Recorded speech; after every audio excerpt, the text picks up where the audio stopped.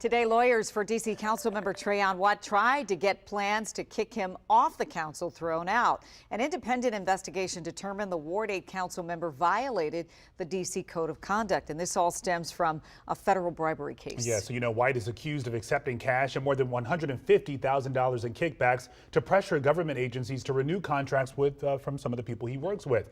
But as Rafael Sanchez-Cruz tells us tonight, White's lawyer argues the D.C. Council doesn't have the power to remove him. Rafa.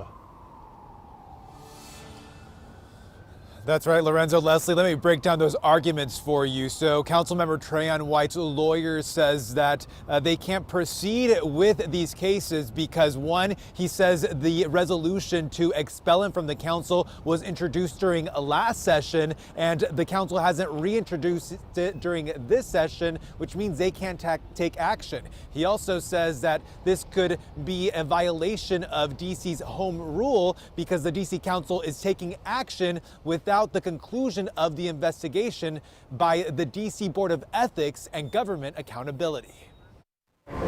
Today was Councilmember Trayon White's chance to respond to calls to expel him.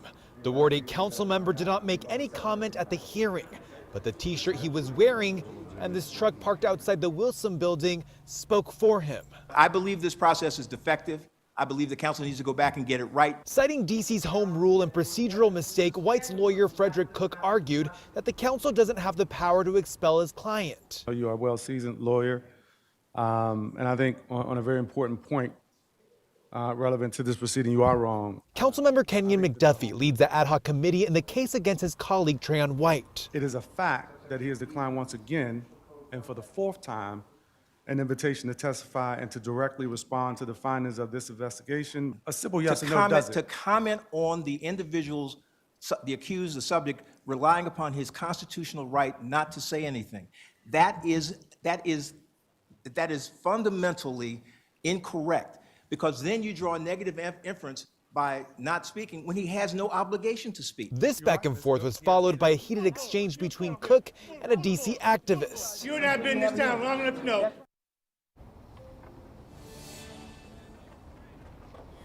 Yeah, so now DC council members have heard both sides. So what is next? It's up to each council member to decide whether to vote to expel Councilmember Trayon White or not. That final vote will be taken up on February 4th. Now, they need 11 members to agree to remove Trayon White from his seat. Now, if he is removed, what happens next? Well, they would hold a special election and White would still be allowed to run for his seat once again.